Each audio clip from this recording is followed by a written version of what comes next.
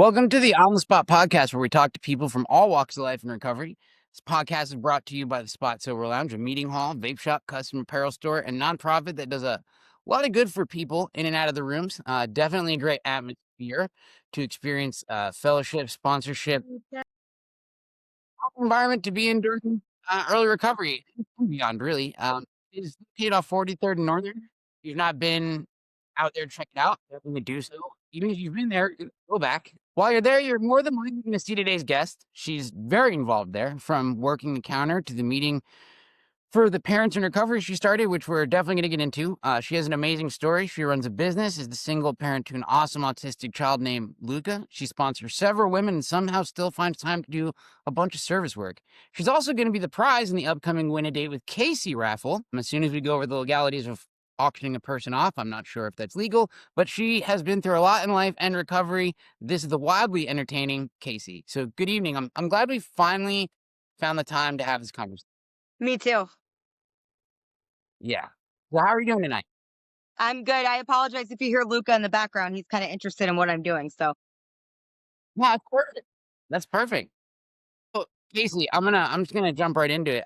I can't even pretend to know what you go through as a single parent of a child with autism, or even try to put myself in your shoes. I'm just grateful that you're here so that maybe we can all get a better understanding today of what you go through. And thanks for letting me ask these questions. So, of course.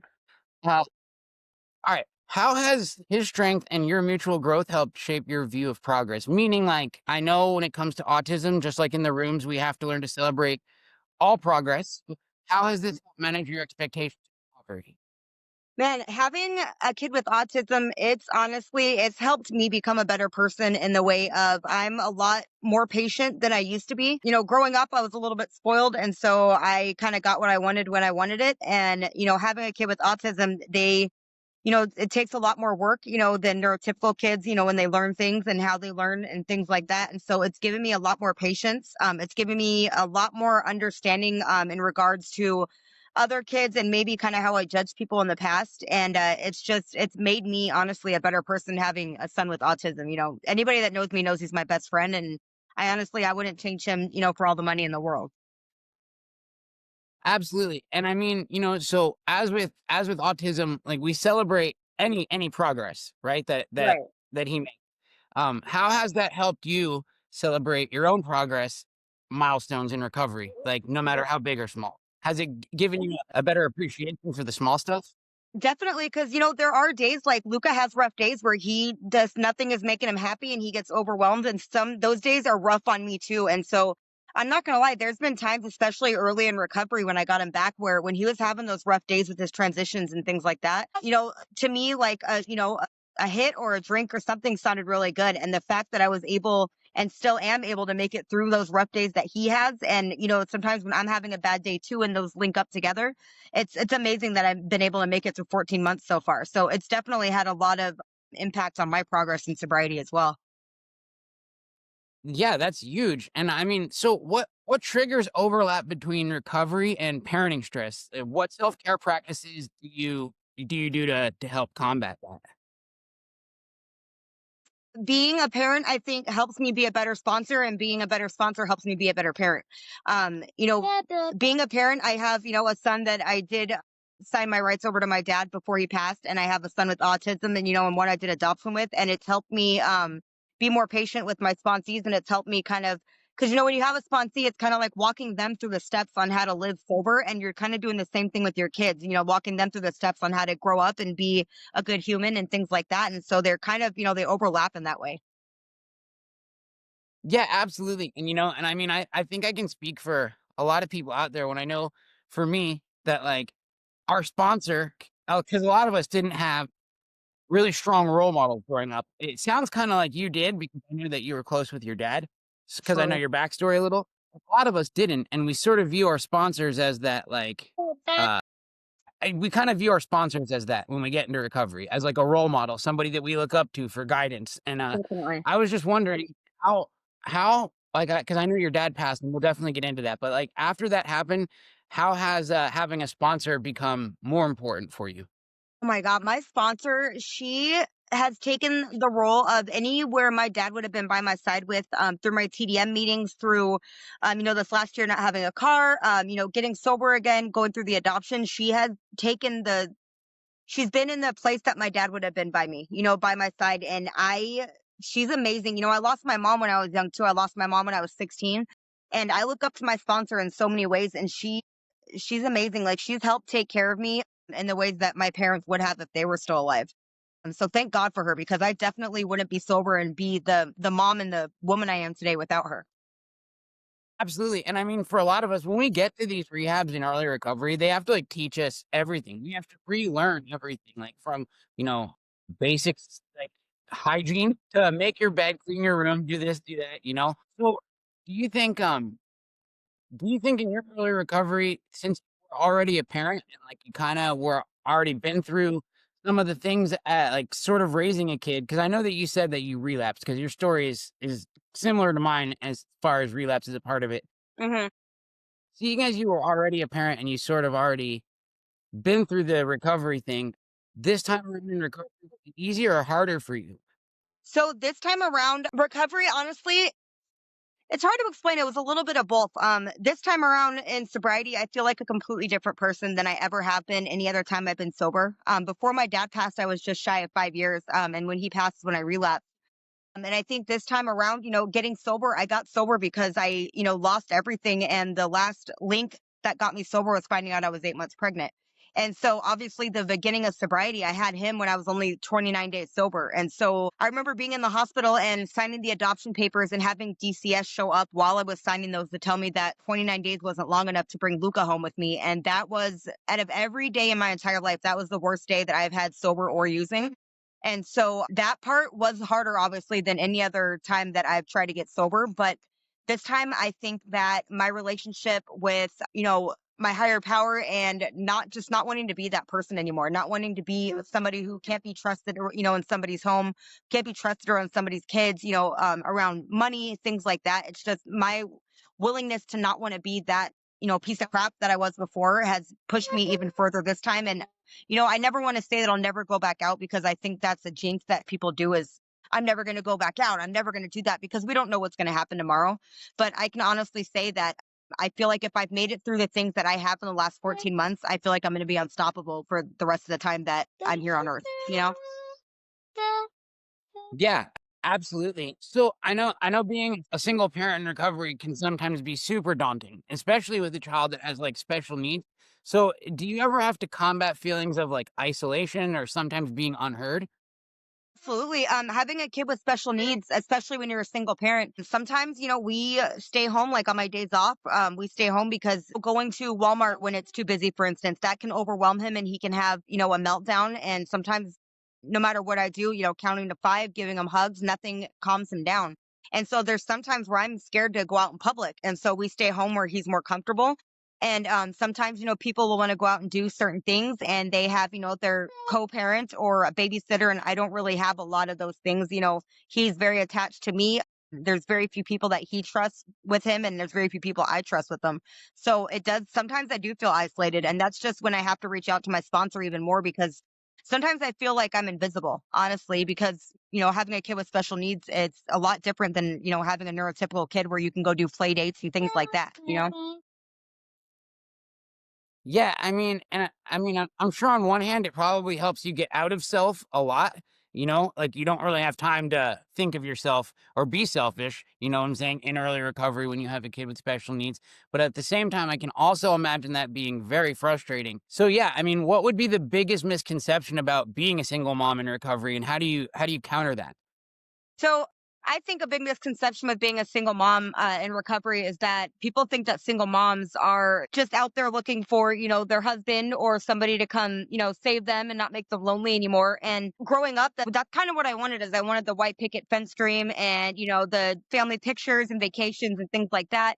And I've honestly had to come to terms with the fact that maybe that's not going to be, my story. And, I'm fine with that. I'm fine with it being just me and Luca, and, I'm happy. And if God decides to place, the right person in my life, then he does. But it's not something that I need to be happy. And I don't think it's something that Luca needs to be happy either. And nowadays, honestly, the white picket fence thing is more unusual than it is standard. You know, I Right. mean, I think most people come from broken homes. You know what I'm saying? Most people's parents are divorced. Not many people have the white picket fence. You know, 2.5 kids. You know, decent career anymore. It's just not Right. It's the way not the things norm are. anymore. And I mean, and like you said, if God has that in the plan, then it will be. So speaking of which, how has being a mother helped shape your relationship with God, the 12 steps, and like the other people around you? That's a good question. So I think my priorities are a lot different than what they used to be. Even before I got sober, I was still a little immature. I was still a little selfish. I mean, obviously, that's why we relapse. We get into self. We only start thinking about our needs and not the needs of others that are in our lives. And I think this time around, with just wanting to be a good mom, is kind of what propels me into wanting to have a good relationship with God, and having a good solid program, because I don't think you can have any of those things without having a good relationship with the other one, if that makes sense. No, 100%. And so and yeah, and I feel it's important that I feel it's important that we have a decent relationship with ourselves before we can really truly have a decent relationship with anyone else. I mean, and it's weird. I don't know if I'm still working on the relationship with myself every day. You know, I don't even know what came first, a decent relationship with myself or a decent relationship with God. I think they kind of coexist. You know, and it's kind of hard to pick out one or the other. You know, it's kind of hard to tell the difference if that makes sense. It's kind of hard to tell the difference if I'm growing as a person or if I'm growing closer to God. I don't know. You know what I'm saying? But to me, it's almost the same feeling. Um, Anyway, so yeah, I would like to get into your story a little, if that's all right. If you could just give us kind of the rundown. Story of like from the time I got started when I got sober this last time, or just in altogether. However you'd like. Okay. So I'll just kind of give the cliff notes. So, when I was 2 weeks after I turned 16, my mom passed away from cancer. And that is when I started not believing in God, because, back then in my young mind, I thought, how could God, how my mom believed in God, and I just didn't understand how she could believe in somebody that was letting her go through so much pain, and, having her pass away at such a young age. And so that's where my kind of distrust with God started. I started, in and out of the program. I started doing drugs right after that, because I didn't want to feel the things that I was feeling back then. And it just got progressively worse from there. I would do things like get into relationships. I had my first son at 23.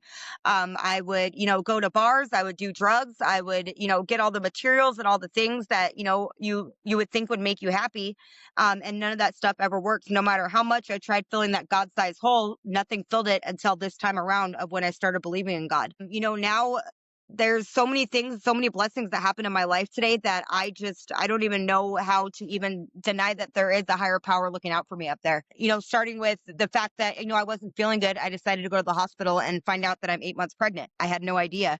When I went in the hospital, I checked in, I told them I couldn't do it anymore. I didn't, if things wouldn't have happened the way they did and I would have stayed using for another month, me and that baby both would have died. And I'm just so thankful that everything happened the way it did. I'm happy that I got evicted when I did. I'm happy that I went to the hospital when I did.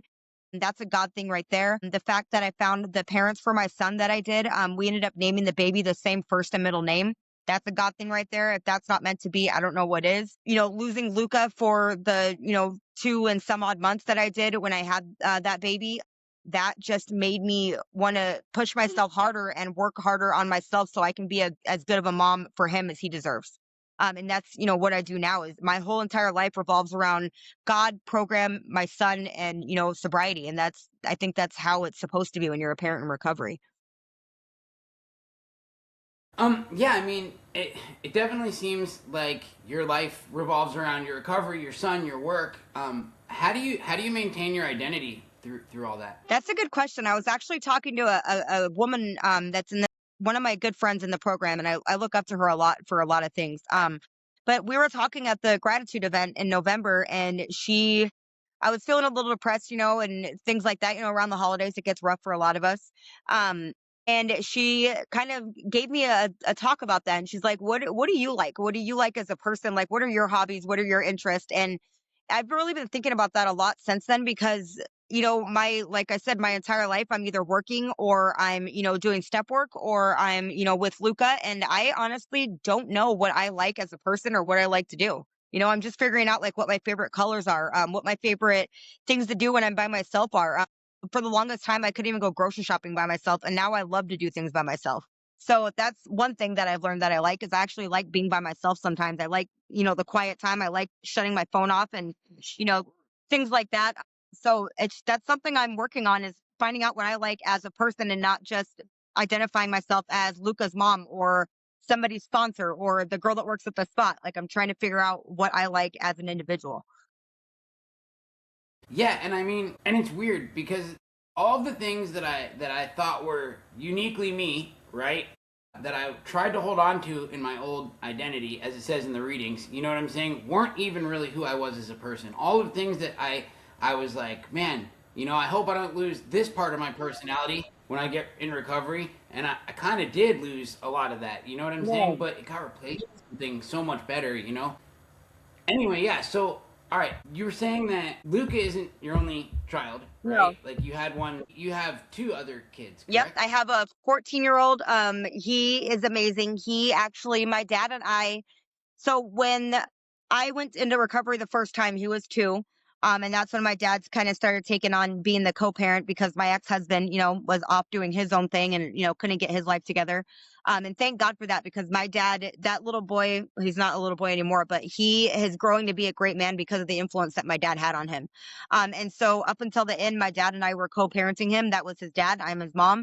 And we decided as a family, my son, my dad, and I, that he wanted my dad to adopt him so he could legally be his dad. And we did that. And about 3 or 4 months later was when my dad found out that he had stage 4 lung cancer. And so when he ended up passing, my sister and her family got custody of him. It's been a rocky road. I've put that kid through a lot. I'm working on building, trust back with him. And he just recently started calling me mom again. And he messages me to see how my day is. And we get to go hang out and have lunch and things like that. And then, of course, I have Luca, who is my best friend.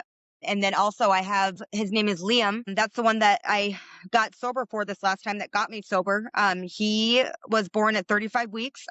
I didn't know I was pregnant. So for 8 months, I was doing fentanyl and meth and, you know, as much as I could do each day. And that kid, somebody out there was watching out for him because he was supposed to be in the NICU for 2 months and he ended up graduating in 6 days. He lives in Florida with his Wow. parents. I still have a great relationship with them. He calls me Aunt Casey.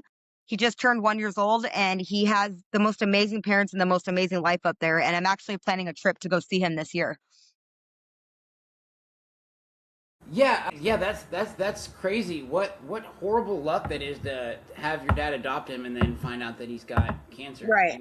I mean, all right. You said that your dad passing away sort of triggered the relapse, Yeah. right? What was the relationship with your dad like that you feel caused that? Like, were you guys super close? Like he was like your world, pretty much, right? Absolutely. There's a lot of things that go into that. My mom, she got diagnosed with cancer when I was 9. My parents were divorced. I have 2 sisters. They are Irish twins, so they're 10 months apart, but they're 10 years older than me. So I was kind of like the only kid. So it was always just me and my dad growing up. My dad was my best friend. He was my biggest cheerleader, my biggest supporter. He was always in my corner. Even, when he had to cut me off for 10 months, he still, would cheer me on every once in a while. I get a text message from him. He always had my back. And that was, I told him before he died, like, I remember telling him, like, I'm like, I don't know what I'm going to do without you. And he started laughing and he's like, Casey Lynn, at this point I was 33 years old. And I'm like, it doesn't matter. Like, when it's like on the movie Step Brothers, when he goes to the psychiatrist and he's like, what do I do if there's inclement weather? Like, that's how I felt like when my dad died, like, what do I do when I have a question? Like, what if I have a question about geography or like something random? Like, who am I going to call? And what happened with that is when he passed, I just kind of shut out everybody else. I didn't, stay in the program. I wasn't going to meetings. I wasn't, calling my sponsor. I wasn't doing anything I was supposed to. And so one day I was, trying to get out of the house and I went to a car wash and I ended up finding some blues in a trash can and I said, screw it. And that's, where that all started. And after that, one day we couldn't, my ex and I, we couldn't find pills and we found fentanyl powder and That's what's killing so many people nowadays. And thank God that I made it through that without dying, because that stuff is the devil. I really think it is. And getting sober, I kind of realized through doing my steps that I have a codependency issue as well. I was codependent on my dad. That guy, he made me feel like everything was going to be okay. As long as he was alive, I always felt like I had him to back me. I had him in my corner. And even till this day, every once in a while, I still get those scared feelings like I don't have, my daddy around anymore, even as almost being 40. And so I've had to do a lot of work on that. I do grief counseling and individual counseling to kind of learn how to get through that, because shit happens. People close to us die, and God forbid if that ever happens to somebody I'm close to again, I don't want to go back out or lose my life over it as well. So I've been just trying to do a lot of work when it comes to that. That's amazing that you're getting counseling and you're going through and you're going through that, and that's what I ask a lot of people, because you know what I'm saying, in recovery we experience life, well, a lot of stuff happens in life, and not all of it great, obviously. Right. And some of the stuff that happens we aren't equipped to deal with, because the tools that we were using for so long were to just get high. But there are other tools out there that, like, I'm not going to say the 12 steps don't take care of, but I mean, God puts other tools besides the 12 steps in our life to use, like counseling and therapy. And for anybody that's out there that's on the fence about that stuff, like, how has it helped you? It's helped me tremendously. Like, it's, through talking to my counselor, like having somebody that just sits there and listens to you. That's how I work on a lot of my problems, is when I talk through them. Like, even when I have a dumb question in my head, I don't know it's dumb at the time, or like at work, I'll ask Stefan or Bimo a question. And as I'm asking it, I'm answering it in my head, and I'm like, oh, wait, never mind. And I feel like that's what kind of counseling does for me. And, working with other people like my sponsees, is sometimes I hear their issues, or, my counselors will try to say something to kind of try to identify with what I'm going through. And that makes me realize, like, oh, yeah, like maybe I should start working on this, or maybe that's why I do that. And yeah, so that's doing that work, doing the counseling. I'm just trying to do everything different that I didn't do before. And grief counseling was never something that I ever did after my mom died. And I think a lot could have been avoided if I would have, done that a long time ago. Yeah, and I mean, and I always tell people, like, you're not going to hear something in counseling that contradicts anything in the 12 steps. You know what I'm Right. saying? And most of the time, a lot of the therapists out there recommend the 12 steps. You know what I'm saying? In some fashion, it's because it's been proven to work. So, all right, I think it's amazing that you're doing using whatever tools are at your disposal. I think it's also awesome that you start a meeting for parents in recovery, and you created a space for them to be heard and understood. Tell us a little bit about that. So that's something I've been thinking about doing for a long time. The thing I need to work on is my self-confidence. I have been thinking and planning that, but in my head, I'm telling myself, oh, that's stupid. Nobody will want to come to that. That's a stupid idea. And I remember when I brought that up to one of our bosses at work, I was waiting for him to be like, no, let's not do that. And he was like, I think that's an amazing idea. And so we started moving forward with it. And I made like a little preamble for, parents in recovery. I remember the first couple of weeks I was kind of down on myself because, only a couple people were starting to show up. And me being the perfectionist and the control freak that I am, I'm like, oh, well, the meeting sucks, obviously, and nobody's going to come. I should just cancel it. And now more and more people start showing up every week. And I have, another mom that comes every once in a while who has an older son with autism. And she, it's a safe space for her to kind of, let out what she's going through. And I'm able to tell her, like, I understand what you're going through. Like, I get it. And there's other, dads there, because sometimes I think that a lot of things are based on like how moms feel, what moms are going through. And sometimes people kind of disregard what, dads are going through, not having their kids in their lives. And I think that's a good space. There's a lot more guys there actually than girls. And I think it's a good space for them to feel comfortable to kind of talk about what they're going through. And we talk about, things in sobriety and program stuff too, but it's more centered around like what we go through as being parents in addiction, losing your kids to the courts or DCA.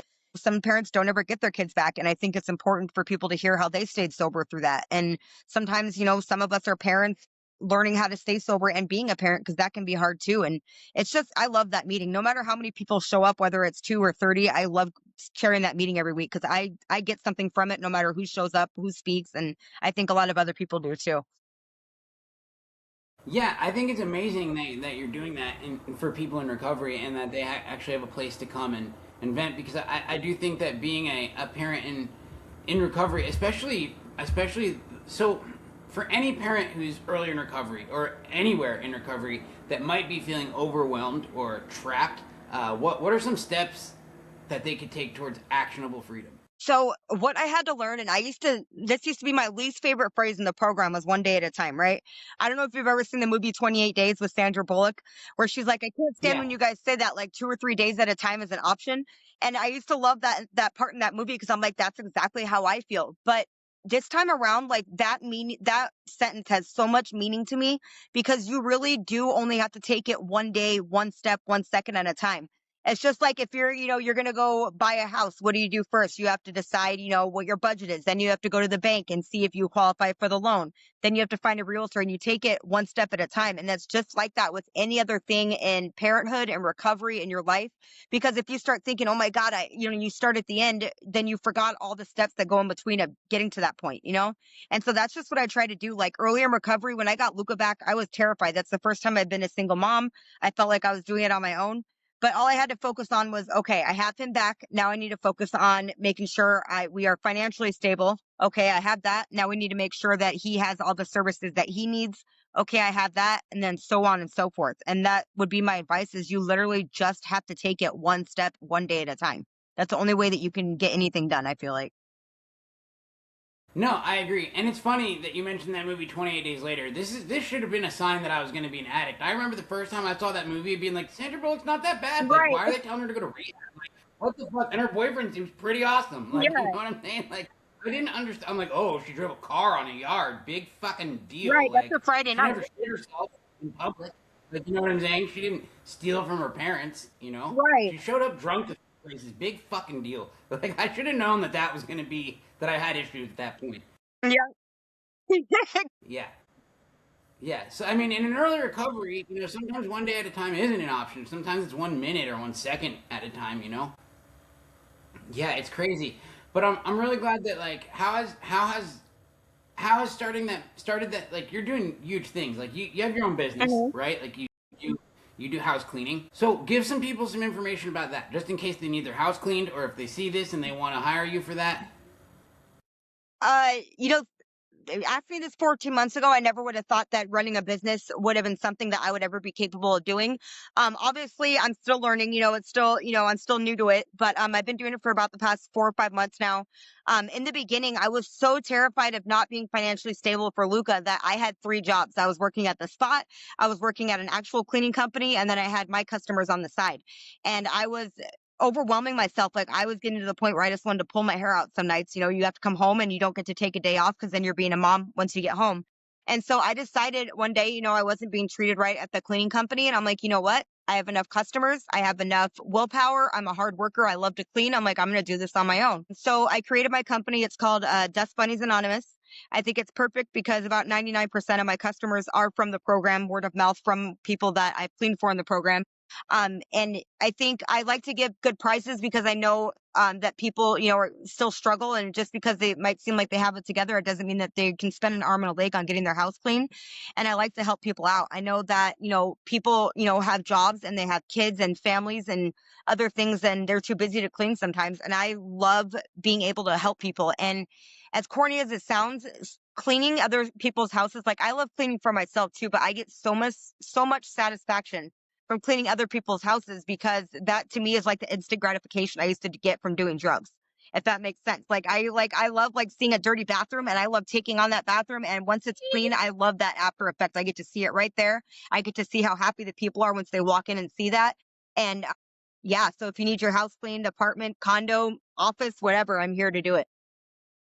And for like, I mean, I can attest to this. Like, cleaning for me, it does something for my ADHD and my OCD, where like it soothes me almost. Like, you get that. You know what I'm saying? Because a lot of the things, like, I mean, and it's crazy. A lot of the times, I mean, I'll go to people's houses and be like, these sloppy Right. motherfuckers. Like, how could they live like that? You Yeah. know what I'm saying? I don't get it. You know? Yeah. Yeah, I think that's amazing. It seems like you started the cleaning business for all the right reasons. Now, do you just clean houses, or would you clean like houseboats? Would you clean like, you know what I'm saying? Would you clean cars? What would you, where would you Not so much line? cars.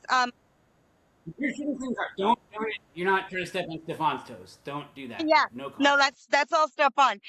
So right now I just do houses, condos, apartments, but I did just receive a job. I'm going to start cleaning a office building. A customer that I had before had recommended me to her boss. And so I'm going to start cleaning an office building every 2 weeks. So that's good. So I'm going to start, I think, taking on office buildings, houses, condos, apartments, and then I'm thinking about starting Airbnbs as well. So just, That expanding is awesome. eventually. Yeah. Yeah, when I lived in Annapolis, Maryland, me and my friends thought of this great business idea where we like got all these chicks that we worked with who were like super hot and also kind of on strung out to like dress in bathing suits and go clean these dudes' yachts because it was like full of yachts, right? Right. It didn't work out because like we were like these chicks are gonna steal everything Yep. that's not nailed down. We're gonna get sued. So like, you know what I'm saying? It didn't work out for us, but I'm really glad it's working out for you. So basically, that should be your tagline. Casey, call me if you don't want someone to steal your Right. shit. You Exactly. know what I mean? Dust Buddies Anonymous. Everything that you left there will be there Yeah, still. I love that. And that That's goes for sure. along with the program too, is I've earned the trust back for people. Like I have people give me their door codes, I have house keys, I have people, let me go in when they're not home to clean. And that's an amazing feeling. Like, people leave their purses at home, their money, their belongings, and they trust me to be in their house with their animals, their kids, their belongings. And that's an amazing feeling. I get high off that feeling knowing that people trust me. It's a great feeling to have. It's one of my favorite things about being sober. Yeah, and I mean, one day, hopefully in the near future, not too distant, maybe you'll have enough business to where you can hire other people to do the cleaning, and you can Be just, the boss. you know what I'm Yep. saying? Get paid. Yeah, you know what I'm saying that's is that the goal? Would you like to grow it to that one day, That's or a long-term goal. Obviously, I have so much energy. I don't think I would ever just be able to be the boss. I would still want to do some cleaning, but I would love eventually to grow my business enough that, I can help. I eventually want to work with, newcomers, especially ones that are, single moms that are in the same spot I used to be in and looking for work, to work around their kids' schedules or a new baby. And I would love to be able to, help people out in the future. So yeah, that's definitely the long-term goal that I'm going for. yeah, I mean, maybe don't advertise that they're newcomers. Right. You know what I'm saying? Because you don't want it to be like, hey, Gloria will come clean your house. She's trying to do right in life. 3 weeks ago, she Right. was shooting heroin, what I'm saying, in the QT bathroom. But Yeah. now she's going to come clean your house and You do might good. recognize She's her trying from to the do right. local QT. Yeah, you might recognize her from 27th Avenue. Right. Trying Just to turn her on. disregard that. Don't worry about that. Yeah, we're not going to talk about that. That was the old Gloria. Right. This So is I'm, New I'm Gloria. glad that, yeah, but yeah, no, that's really cool, and I think that'll create some jobs for newcomers. I think it'll be a really good thing. I think you're moving in a positive direction. What? So, all right, what are some of your biggest regrets that you've had this time around in not even in recovery, but just like this time around, like with I guess with life. What are some of your biggest regrets, and like what would you do over if you had the In chance? my entire life, Hmm. think about that a lot. Obviously there's, a lot of things that if I had the chance, I would say I would do over. Like, I would never have picked up fentanyl. I never would have picked up meth. I would have done counseling the first time after my mom died, not lost my kids, things like that. And I think those are regrets that everybody in sobriety says that they would, go back and change if they could. But at the same time, I think all of those things, those are all of the disastrous things that made me the beautiful person I am today. I am the person I am today. I am strong. I am, confident. I have the sense of humor I have because I have gone through all of those things and it's made me realize what I don't want to go back to. So it's kind of like a double-edged sword. Obviously, if I could go back in life and redo everything, I would go back and I would finish, not drop out my senior year. I would have gone to college. I would have done life right. But at the same time, I wouldn't be the person that I am today if I would have gone back and done that. I wouldn't have my boys that I have, I wouldn't have the relationships or with the people and the friends that I have now. So it's hard to say, like I said, it's a double-edged sword. Obviously, I would love to go back and redo those things, but at the same time, I wouldn't have the people and the things in my life that I have if I didn't do those things, you know? And I mean, and it's very easy to slip into ungratefulness, even today. You know what I'm saying? And I think for someone who's never lost it all, like they don't really appreciate what they have, Right, if that makes sense. I mean, I don't know. Maybe they do, but that has never been my story. You know right, what I'm saying? I appreciate what I have because like you know, I used to sleep underneath an overpass, like, you know what I'm saying? Right. And like, I'm grateful for everything I have today, and I still find myself becoming like ungrateful at times, and it's real easy to step into ungratitude sometimes, and I have to like recenter myself, Yep. you know, and it's easier for me to recenter myself thinking about where my life used to Right, be, if that exactly. makes And sense. when I feel like that, that's when I reach out to my sponsees without them calling me and I say, "Hey, how's your life going? Like, what's going on with this? And what happened with that problem we were talking about the other day?" And working with other people has gotten me out of myself, you know. And I call my sponsor too. Obviously, I mean that poor woman has probably heard from me a million times in the last year. When I'm having a bad day or when I'm, being a brat and I'm being ungrateful, like, oh, I should have this by now, and I can't stand my house and these women and whatever else. I mean, you live with other women, they're gonna get on your nerves, but, like, it could be worse. I could be sitting in a ditch smoking fentanyl again, not knowing where my life is going.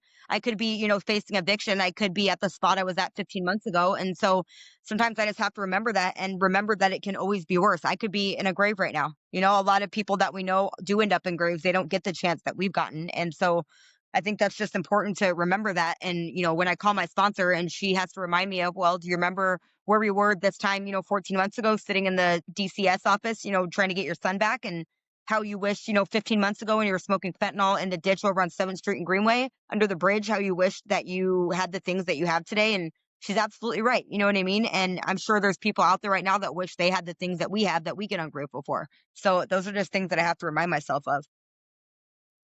Yeah, absolutely. And and I've lived with women too, and every one of them has gotten on my nerves. So Right. I can only imagine a house full of them. That would be horrible. That might be my worst Yeah. nightmare. A bunch of women saying I'm fine. Yeah, exactly. Speaking of which, so all right, and it's crazy. You're the first female guest that we've had on the What? What? podcast. What are the main differences that you've seen in recovery between the men and the women? I feel it probably is harder for a woman to get sober because you know what I'm saying? Like, there's things she can do that she would never run out of drugs, and I feel like maybe there's, you know what I'm saying? Like, there's always someone out there willing to enable Right. them, and that makes it really hard. You know what I'm saying? Like, so I don't know. What are the main differences that you've seen, and how have you been able to kind of be able to avoid some of the pitfalls of that? So, I mean, that's a really good question. I think every both sexes are going to have different things that are going to be easier and harder for them to get sober. I mean, I think when it comes to, for instance, getting your kids back, I think people are more likely to side with the mother than the father, without hearing both sides of the story. So I think, that's not in my case, obviously, but I think sometimes guys get a worse rap when it comes to, both parents leave the kids or, lose their kids. I think guys get a worse rap than girls do. So I think it's harder for guys to go on that journey to being single dads and getting their kids back, than it is for girls. But at the same time, I think you're right. It is harder for girls to get sober because I know for me, I was in a relationship for 5 years and all I had to do was nag him or throw a fit or, make him feel guilty. And I got what I wanted. I got my drugs, I got my money, I got whatever I needed from him. And I think that's a lot for a lot of girls. That's their story is they're able to use, their looks or their talents of making, others feel guilty or, whatever they need to, it's easier for them to guilt trip people into getting what they want. And where I think society thinks that guys should be out there working and taking care of their families and taking care of themselves. So I think there's, pluses and minuses to both sexes when it comes to getting sober and using. And I mean, and I've noticed a lot with people in recovery when they get in recovery, their main focus is getting their kids back instead of focusing on their own recovery. You know, Right. think like I think they try to jump into it way too quickly. Mhm. Like they want it to happen much too quickly. And is there any advice that you could give for people out there that might be in early recovery that are going to be on this journey to get their kids back? Hopefully, that might help them focus on their recovery more than getting their kids back. So this is what I always tell my sponsees, and this is what I always tell any women or men that I talk to that are at that point, is I tell them that if they keep doing the next right thing, that it will happen, that they have to keep believing that. And what they need to do at that point, instead of, focusing and griping on the fact that they don't have their kids, they miss their kids, they wish they had their kids. What they need to do is they need to take advantage of the last little bit of time, hopefully, that they're going to have to themselves, to work on themselves, to be selfish for themselves. Because once they get those kids back, it is not about you at all anymore. It's going to be about those kids till the day you die. You are their parents till the day you die. It doesn't matter if they're 8 or 38. Those kids, let me tell you, are still going to suck the life out of you in a good way, And so I tell people that, they need to focus on themselves and take advantage of that time because once they get those kids back, you're not going to get that time again. So that would be my advice, honestly. So how do you find it today? And I know that this is probably a question you get asked a lot, but how do you find the time to sponsor women, be a full time mom, run a business, also work at the spot? How do you find time for all of that? So I've gotten lucky. Luca he has so many people in his corner. I always call him his big friends and his small friends. Everybody that is important to me in my life today, all the customers at the spot, my sponsees, everybody has a hand in how much progress Luca has made in the last year. He is so loved by so many people. And I get lucky because I get the opportunity to bring him with me when I go to work at the spot. So I get to have him there with me while I work. During the week, he goes to an autism therapy school, and so I go drop him off. I go clean houses, and then I go back and get him, and he comes to work with me at the spot. When I do step work with my sponsees, they know that me and Luca come as a package deal, so he's going to be right there with me. And I just let people know when it comes to anything, if I ever get in a relationship, they're going to know that Luca and I are a package deal. And so that's how it's been so easy to juggle being a mom and a sponsor and, working and things like that is because I get to bring Luca with me. I'm very, very lucky and blessed for having the bosses that I have, for having the jobs that I have and the customers that I have, and knowing that they know that Luca is always going to be by my side and that they just kind of assume that he's going to be with me unless he's not. So we're both very blessed for the people that we have in both of our lives today. Yeah, Luke is amazing. He's the biggest boss I've seen thus far. Yeah. Like Rick Ross. He's pretty much the Rick Ross of recovery. Yeah. He's awesome. Yeah. So, all right. Okay. So, what do you? Let's talk about this for a second. What do you think is some of the biggest issues with when people get into recovery and they want to get their kids back and then they get their kids back, right? Like, what advice would you have for them at that point? Like, do you feel like what can they expect? Like, how can they manage going to meetings, being with their kids, like, you know what I'm saying, sponsoring girls? Like, what advice would you give them? So my biggest piece of advice, and this is something that I used to struggle with and I still do sometimes, is don't ever feel like just because your kid's having a bad day or you have a new baby, don't ever feel like you are putting others out by going and doing your program. Don't ever feel like you can't go to a meeting because you have your kiddo with you, because you have a new baby, because you're not feeling good, because you're, don't ever feel like that. Because I know for me, as a person and as a mom in sobriety, I would rather listen to a baby screaming and see their mom or their dad getting sober and going to a meeting than I'd rather see that kid being in CPS custody, not having their parents, that parent going to relapse. So don't ever get inside your head about bringing your kid with you to meetings. When I was back in the day, I used to like look at people, and I'm honest about this. I used to look at people that would bring their kids to meetings, and in my head, I would be like, this is when I was a different person. I would be like, how ghetto. I would never bring my kid to a meeting. I would never let them listen to these people talk and whatever else. And now I am so proud to bring Luca to meetings. And because you'll find some of the best people in these programs. And so my piece of advice is feel like you can don't ever feel like or use it as an excuse that you can't go to a meeting, you can't sponsor, you can't, be of service because you have your kid with you. Because I promise you, if somebody is actually working the program that God has want them to work, then they will not mind your kid being with you. So that's my biggest piece of advice is don't ever let being a parent and getting your kids back stop you from working the program like you should.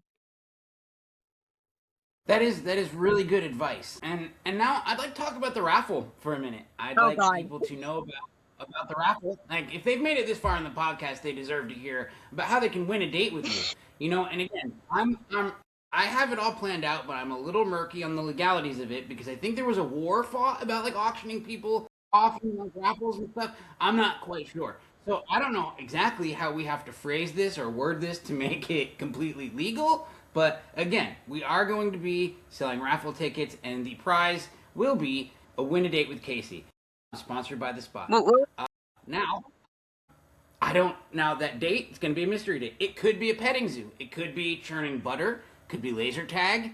I mean, it'll be I'm fun no throwing some matter things what. out there. You get a free date. I will teach you how to have anxiety.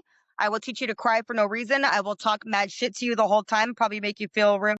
We are filming this, so we are going to film it for content. Could be ghost hunting. We might take you guys to hunt ghosts. Yeah. That would be, you know, It'll be fun no and matter what. Yeah, who knows? But yeah, I just want people to know that like we're gonna start selling tickets for that. You're gonna be able to win tickets at the spot for it. You're also gonna be able to purchase them, by making a small donation. Yeah, I think it's gonna be a really positive thing. Like I'm really hoping that we find you your guy. You know what I'm saying? Even if not, I like having a good time. I like to laugh, so I'll make sure it's fun for whoever. If anybody buys me tickets, I'll make sure it's fun for them. Absolutely. And I mean, there's going to be a lot of surprises, and especially towards the end. You know what I'm saying? And there's going to be some things happen in there that, I just hope this person is definitely in for a life-changing night, So, yeah. Because, my idea is, and like, I mean, stop me if I'm wrong here, you're looking for somebody who's going to be committed, right? I think, I'm an ordained reverend. I don't know if you knew that. No, So, I like, didn't know that. I was going to give them the chance at the end of the date to actually just make this thing official. Oh my If you like god! them, let's just commit fully, Do you like and Married like at they can First just say Sight? yes, 100%. You know what I'm saying? Uh, Now I'm hoping a girl wins. I'm not gonna lie here. I really hope, for content's sake, that a woman wins this win a date with Casey. Uh, Either I way, know it'll you be might fun. feel opposite because learn to love her. Maybe we won't film that. I'm always down for new experiences, so we'll see how it works out. It'll be fun. Perfect. You heard it here first, guys, girls. Win a date with Let's Casey. do it. And I'm so glad you took the time tonight to do this with us. So before we get off here, what would be some parting words of wisdom that you would give to anyone out there that's either in active addiction with a kid that's struggling? What steps to get better, and or anyone out there that's maybe in recovery and struggling a little bit with or without a kid? What advice would you give them to make their life a little easier? So, any advice that I would give to anybody is, if you feel like you are missing something by being sober, if you feel like you need to go back out and see if you still have it, if you feel like you are missing something out there because you still have contact with your old friends or your dealers and things like that, I'm here to tell you that it doesn't get any better. Take it from somebody who has relapsed time and time again. I've had years under my belt and I've had days under my belt, and it doesn't get any better. If anything, looking back now, I can see myself progressively getting closer to dying, to my death. And so, my advice to anybody is, if you want to stay alive, then you need to get sober, because with everything out there right now, with the things that you see on the news, fentanyl is taking some amazing people out that had so much to offer this world, and obviously it wasn't God's plan for them. And so, yeah, if you think you're missing something, you're not. If you want to stay alive, then stay sober, because tomorrow, getting high one last time could be what takes you away from your kids, your family, your friends, and nobody wants that. I'm sick of going to funerals, and I know other people are too. Yeah, absolutely. And again, thank you, Casey, for doing this tonight. And Absolutely. I really appreciate your time. Yeah, I just want to say thank you from the bottom of my heart for taking the time to do this, because I know you have a really busy schedule. I know you're a full time mom, so like you making the time to do this really means a lot. I appreciate Of it. course, I absolutely, not to sound corny, but I love the spot. I'm so blessed for my job there and the customers and the friends that I get to meet and make there. So thank you for having me, Timbo. No problem. And it's great that you love the customers there, because it will be one of them that wins a date with you. So you know what I'm saying. I'm ready. I'm I'm preparing glad. myself.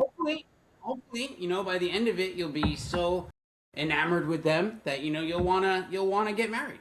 Hopefully that will be the first live wedding that we've had at the spot. That would be You got to wonderful. find a guy that's And willing to I'm rooting commit, though. for a That's kind woman. of hard. I'm rooting for a woman All with right. you. Well, girls are more likely to commit than guys are. So, Unfortunately. But all right. Well, you have a great night. all right. Thank you, Tim. No problem. Thank you. Bye.